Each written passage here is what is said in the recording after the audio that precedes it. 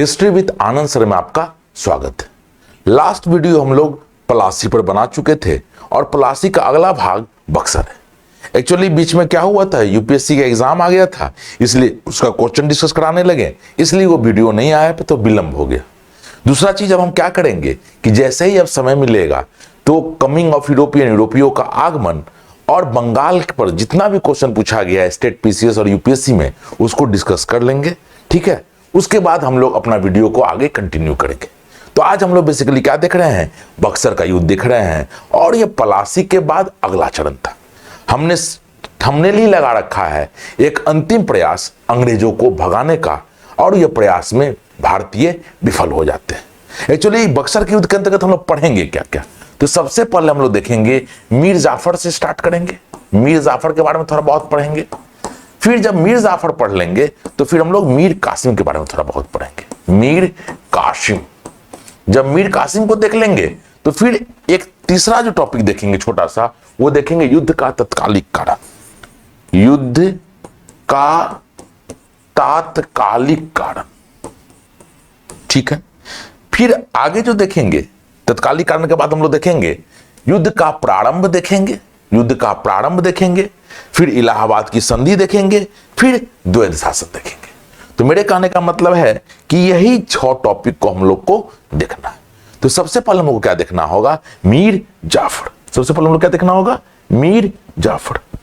अब आ जाइए मीर जाफर। तो मीर जाफर में को क्या देखना है, एक्चुअली समझ लीजिए मीर जाफर में हम लोग को क्या देखना है। एक्चुअली मीर जाफर में क्या है कि मीर जाफर गद्दी पर तो बैठ गया, उसने संधि भी कर रखी थी क्लाइव से।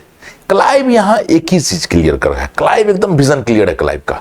क्लाइव चाह रहा है कि मीर जाफर गद्दी पर बैठा रहे, मीर जाफर गद्दी पर बैठा रहे, लेकिन वो दबाव में, और दबाव भी 2 तरह का। पहला दबाव क्या हो, राजनैतिक हो, और दूसरा दबाव क्या हो, आर्थिक हो। दूसरा दबाव क्या हो, आर्थिक हो।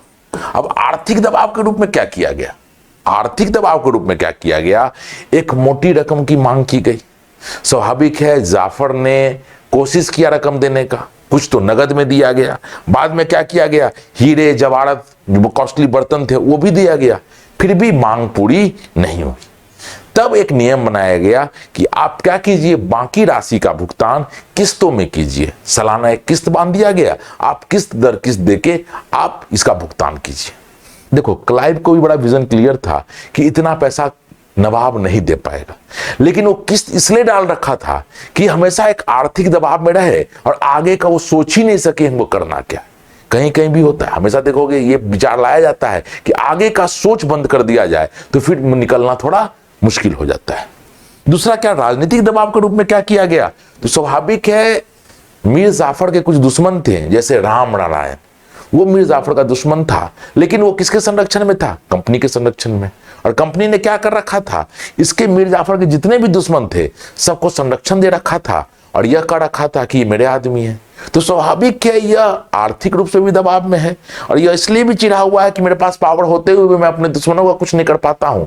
तो स्वाभाविक है यह राजनीतिक दबाव में भी है, आर्थिक दबाव में। लेकिन एक चीज याद रखिए, क्लाइव का विजन एकदम क्लियर था। क्लाइव का विजन एकदम क्लियर था, मतलब क्या है, क्लाइव डिसाइड कर चुका था कि जाफर को बस दबाव में रखना है, हटाना नहीं, हटाना नहीं। इसको हमेशा क्या रखना है, दबाव में रखना है, ताकि ये आगे कुछ कर ही नहीं सके, सोच ही नहीं सके। लेकिन इसी बीच क्या होता है, एक घटना घटती है और 1760 में क्लाइव वापस इंग्लैंड चला जाता है।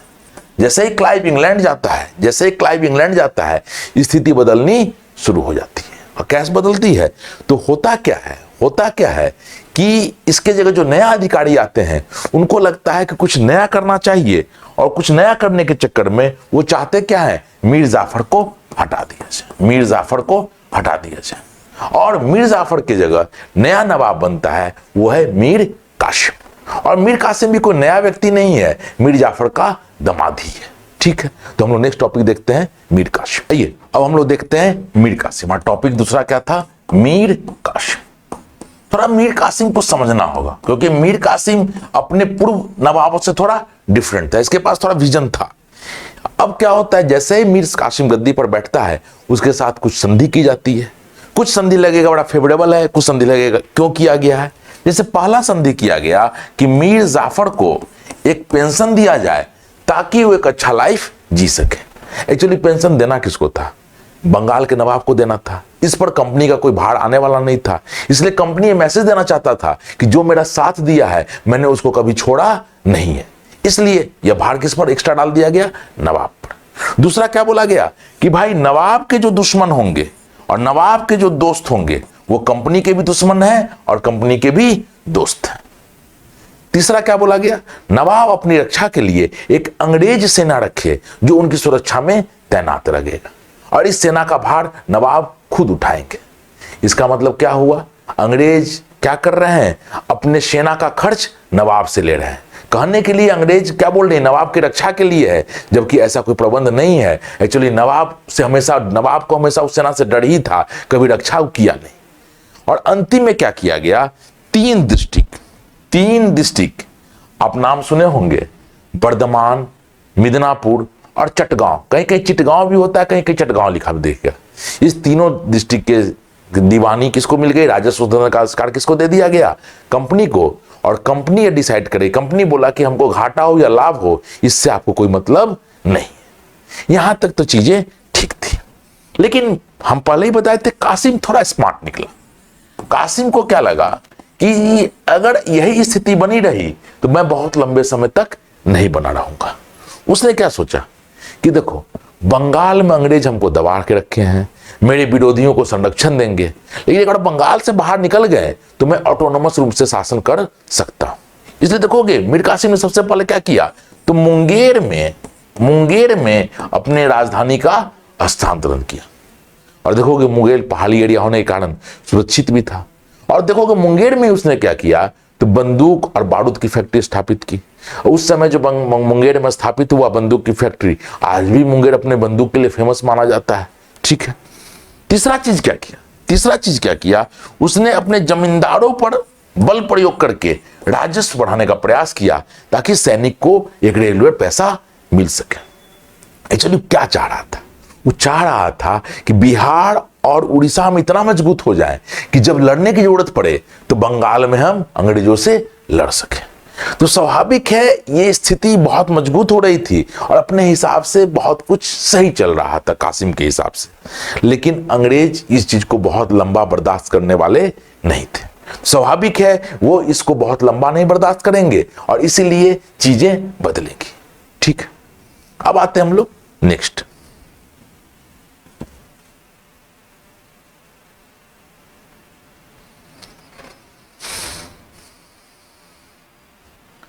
अब हम लोग का जो तीसरा हेडिंग है, तीसरा जो बताए थे हम लोग देखे थे युद्ध का तत्कालिक कारण।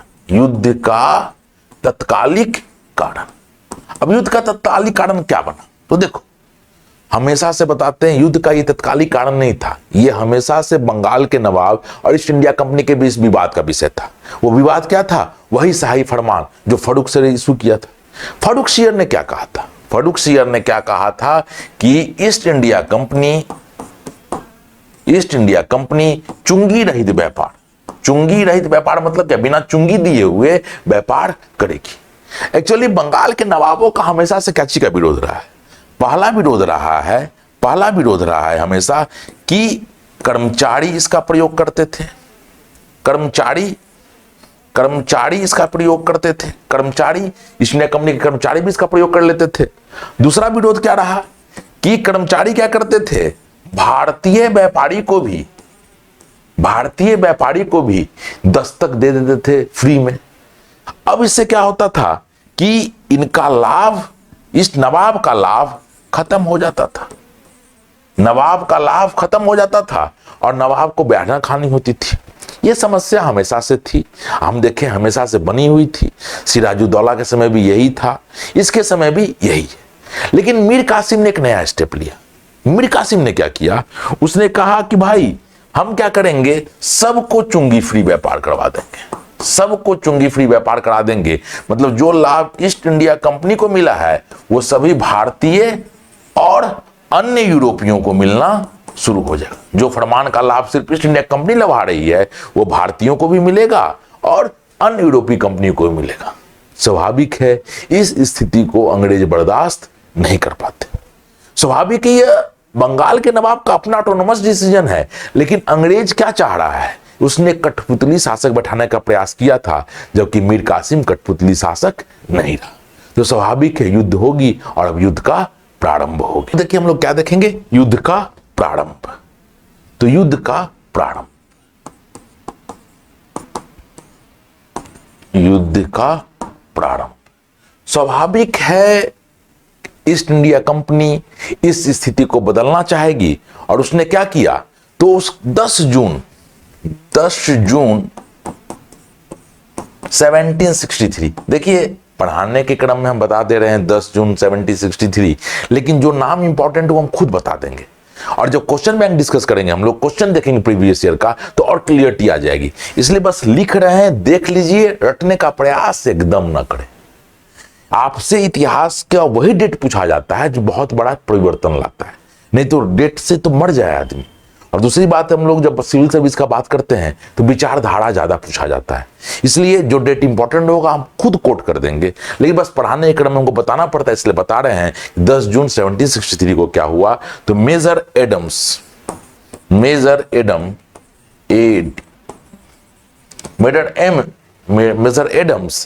एक सेना लेकर किसके तरफ पहुंचते हैं, नवाब के पास पहुंचते हैं। नवाब भी एक छोटा मोटा तैयारी करके रखा हुआ था, लेकिन कई युद्ध हारा, कई युद्ध जीता, मतलब पटना में तो युद्ध जीतता है, लेकिन फिर भी लगा कि अंग्रेज बहुत हावी हो रहे हैं, इसलिए नवाब क्या करता है, मीर कासिम करता क्या है, अवध की ओर चला जाता है। मीर कासिम कहां चला जाता है, मीर कासिम अवध की ओर चला जाता है। अब अवध की ओर जाता है तो क्या होता है, अब यहां देखते हैं। अवध की ओर होता है तो क्या होता है, जैसे ही वो अवध जाता है तो अवध का जो इस समय नवाब है, बड़ा पूछ लेता है कभी कभी कि भाई कौन कौन शामिल थे, तो अवध का जो नवाब है उसका नाम शुजा-उद-दौला।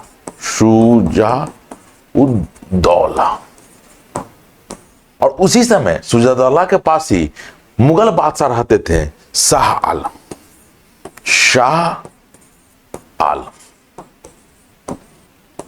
इन तीनों ने फैसला किया कि हमें अंग्रेजों को भारत से निकालना, और इन तीनों की एक संयुक्त सेना आई और युद्ध हुआ कहां, बक्सर में।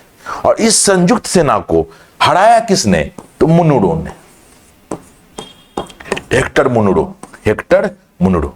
देखिए कई बार स्टेट पीसीएस में क्वेश्चन पूछ देता है कि पलासी के युद्ध के समय बंगाल का नवाब कौन था। तो याद रखिएगा, जैसे ही एडम जाता युद्ध करने के लिए, तो अंग्रेजों ने क्या किया, कासिम के जगह फिर से मीर जाफर को नवाब बना दिया था। और दूसरा क्वेश्चन क्या पूछता है कि संयुक्त सेना को पराजित किसने किया, तो हेक्टर मुन्नो ने किया। और तीसरा क्वेश्चन बड़ा टिपिकल पूछ देता है कि इलाहाबाद की संधि के समय कौन था, तो स्वाभाविक क्लाइव था। क्लाइव जो अभी इंग्लैंड है, युद्ध के बाद खुद फैसला करने आएगा, क्योंकि हेक्टर मुनरो एक अच्छा सेनापति तो था, लेकिन क्लाइव जैसा वो राजनीतिक नहीं था, और क्लाइव बहुत राजनीतिक था। ये देखिएगा, युद्ध होता है, हार जाता है, हेक्टर मुन्नो ने युद्ध में पराजित भी किया लोगों को।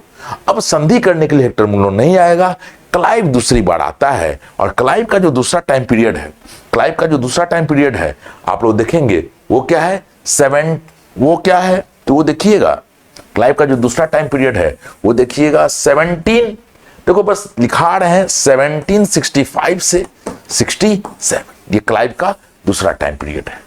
अब क्लाइव आता है तो दो संधि होती है जिसको हम बोलते हैं इलाहाबाद की संधि। अब इस संधि को समझने से पहले 2-3 चीज पहले समझ लेते हैं। एक्चुअली द्वैध शासन, इलाहाबाद की संधि बच्चे पढ़ तो लेते हैं लेकिन बहुत क्लियरिटी नहीं आता है, तो यार रटने का प्रयास नहीं करेंगे, हम समझने का प्रयास करेंगे। सबसे पहले समझो कि कौन कौन शामिल हुआ। सबसे पहले समझो अवध शामिल है, दूसरा चीज समझो मुगल बादशाह शामिल है, और तीसरा चीज समझो बंगाल शामिल है। बिना पढ़े इतना तो क्लियर है कि बंगाल के साथ जो पुराना संबंध था वह स्थापित करने का प्रयास किया जाएगा, मतलब बंगाल के राजस्व पर अधिकार करने का प्रयास किया जाएगा। लेकिन इस बार मान्यता कौन देगा, इस बार मान्यता मुगल बादशाह दे देगा, ताकि दोबारा इस पर कोई प्रश्न ना उठा सके। ठीक है, अब बात करते अवध के साथ क्या होगा। देखिएगा अवध के साथ क्या है, अगर अंग्रेज अवध को बंगाल की तरफ अपने राज्य में मिलाना चाहेगा या शासन करना चाहेगा तो यह संभव नहीं है। क्योंकि अंग्रेजों को पता है कि मराठा का जो ताकत है काफी ताकतवर है, और अगर अवध पर डायरेक्ट शासन या इनडायरेक्ट शासन भी करने का प्रयास करेगा तो उनको रोज मराठा से टकराना होगा, और मराठा से टकराने का मतलब है अपनी ताकत को कमजोर करना। इसलिए अवध को बफर जोन की तरह ट्रीट करेंगे। बफर जोन का मतलब क्या हुआ कि एक ऐसा राज तब तक अस्तित्व में रहे जब तक मराठा रहे। देखिएगा जैसे ही मराठा खत्म होंगे अवध की स्वतंत्रता भी खत्म हो जाएगी। इसलिए अवध के साथ क्या कहा गया, बोला गया कि आप कुछ नहीं कीजिए, आप हमको युद्ध का मुआवजा दे दीजिए। स्वाभाविक है, बंगाल के नवाब के पास पैसा नहीं होगा तो कैश किसके पास होगा, अवध के पास। तो नवाब मुआवजा के रूप में 50 लाख अवध से ले लिया गया। साथ ही साथ इसके 2 जिला भी ले लिया गया, कड़ा और इलाहाबाद। और मुगल बादशाह को खुश करने के लिए क्या बोला गया कि देखिए भाई, कड़ा और इलाहाबाद का जिला हम आपको दे रहे हैं, और यहां पर जो द्वैध शासन आएगा एकदम क्लियर ना। अवध के साथ क्या किया गया, 50 लाख रुपया ले लिया गया, कड़ा और इलाहाबाद का जिला ले लिया गया। ये दोनों जिला अंततः मुगल बादशाह को सौंप दिया गया, और अवध के साथ एक ट्रीटी की गई कि अगर आप पर कोई आक्रमण होता है तो आप पर हम आपकी रक्षा करेंगे, और हमारे साथ कुछ होता है तो आप भी हमारी रक्षा कीजिएगा। और एक अंग्रेज सेना अवध में रख दिया गया, बंगाल के अवध की सेना अवध में दिया गया नवाब के रक्षा के लिए, जबकि वास्तविकता है नवाब की रक्षा के लिए नहीं था, यह अंग्रेज अपनी सेना को मजबूत करना चाह रहे थे। तो याद रखिएगा, अवध तब तक स्वतंत्र रहेगा जब तक मराठा मजबूत रहेंगे। जैसे ही मराठा खत्म होंगे अवध भी खत्म हो जाएगा। ठीक, तीसरा चीज समझिए, अब द्वैध शासन। अब हम लोग समझते हैं द्वैध शासन। द्वैध शासन क्या है?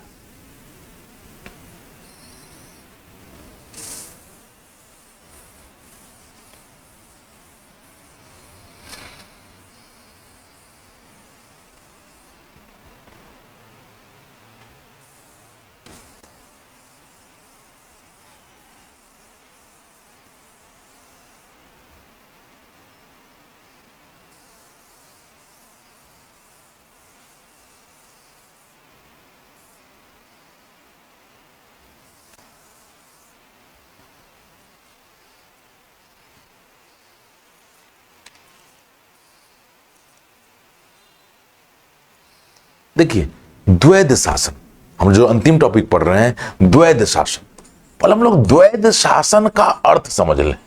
एक्चुअली देखिएगा 1919 के एक्ट में भी DRK आएगा, द्वैध शासन आएगा। हम पढ़ तो लेते हैं लेकिन बहुत क्लियरिटी नहीं आ जाता है। तो क्लियर, द्वैध का मतलब वो 2। यहां पर क्या होगा तो बंगाल में 2 लोगों का शासन चलेगा। अंग्रेज बोलेंगे कि बंगाल कैसे चलता था, तो बंगाल में सूबेदार हुआ करता था, और दूसरा कौन होता था, दीवान होता था। सूबेदार का काम क्या होता था, लॉ एंड ऑर्डर बनाना, कानून व्यवस्था देखना, और दीवान का काम क्या होता था, राजस्व वसूलना। तो अंग्रेज मुगल बादशाह को बोलेंगे कि हम क्या कर रहे हैं, हमको आप दीवानी अधिकार दे दीजिए और बंगाल के नवाब को सूबेदारी अधिकार दीजिए, जो हमेशा से आप करते आ रहे हैं। बदले में हम आपको क्या दे रहे हैं, 26 लाख रुपया आपको हम अदा करते रहेंगे सालाना, ताकि आपने जो दीवानी दिया है उससे जो आय होगी आपका। फिर क्या बोला गया कि सूबेदार जो होंगे, जो लॉ एंड ऑर्डर देखेंगे, जिसको निजामत बोला गया है, उनको क्या किया जाएगा, उनको भी 53 लाख रुपया दिया जाएगा।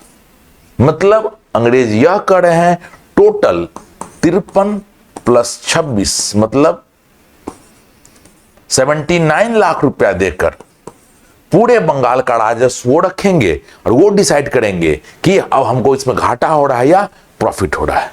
स्वाभाविक है, अब क्या था, हम फिर से बता दे रहे हैं, सूबेदार को 53 लाख इसलिए दिया जाएगा कि वो अपना लॉ एंड ऑर्डर मेंटेन कर सके, और बंगाल के नवाब को 26 लाख रुपया एज पेंशन दिया जाएगा, क्योंकि आपका बंगाल है और आपको दीवानी अधिकार दिया जा रहा है। लेकिन याद रखिएगा, ये कब तक मिलेगा, जब तक थोड़ा सा स्ट्रांग रहेंगे, और थोड़ा सा कमजोर होंगे यह भी अंग्रेज देना बंद कर देगा। अब प्रश्न उठता है कि जब इतना स्ट्रांग था अंग्रेज, तो उसने द्वैध शासन क्यों लागू किया, स्वयं शासन करना क्यों नहीं शुरू कर दिया? इसके पीछे 4-5 तर्क है। पहला तर्क है कि अंग्रेजों को डर था कि अगर ऐसा होगा तो कहीं भारतीय विद्रोह न कर दे, पहला एक डर था कि भारतीय कहीं विद्रोह न कर दे।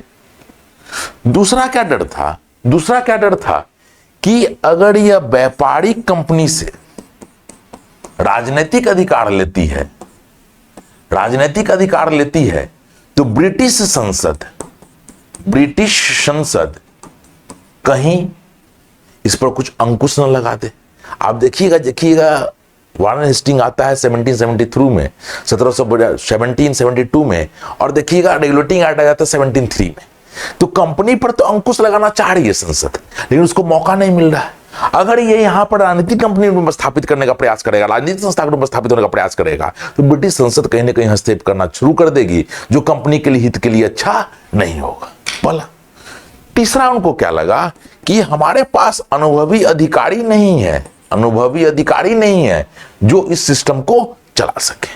इसलिए देखोगे जब अंग्रेज अगले बार अधिग्रहण करेंगे सबको, तो सबसे पहले ट्रेनिंग सिस्टम करेंगे, क्योंकि उनको पता है भारत का कल्चर अलग है, भारत का सिस्टम अलग है। अगर उसके हिसाब से नहीं चलेंगे तो यहां पर हम लोग सर्वाइव नहीं करेंगे, राजस्व चलना इतना आसान नहीं होगा। तो यही सब सोच के द्वैध शासन लाया गया था। ठीक है, हम अपना लेक्चर यहीं समाप्त करते हैं। अब कोशिश करेंगे कि 2 लेक्चर लगभग खत्म हो चुका, 2 टॉपिक लगभग खत्म कर चुके हैं। पहला हम लोग यूरोपियों का आगमन खत्म कर चुके हैं, और दूसरा क्या खत्म कर चुके हैं, तो बंगाल को खत्म कर चुके हैं। इससे संबंधित जो भी ऑब्जेक्टिव क्वेश्चन है पहले उसको देख लेंगे, और मेन समस्या जो आप लोग का होता है सब्जेक्टिव आंसर कैसे लिखे, उस पर भी काम करना शुरू करेंगे, क्योंकि एक लंबा समय है, उसमें समय लगता है 3-4 महीने का। और वो काम कर ले तो फिर लगेगा कि आपको मैं कुछ सिखा पाया हूं, क्योंकि जो अभी पढ़ा रहा हूं तो फैक्चुअल चीज है, बहुत बड़ा चीज नहीं है, लेकिन अगर आंसर लिखना सिखा दिया तो फिर हमको भी लगेगा कुछ सिखा पा रहे हैं और आपको भी लगेगा कुछ फायदा है। ठीक है, फिर धन्यवाद।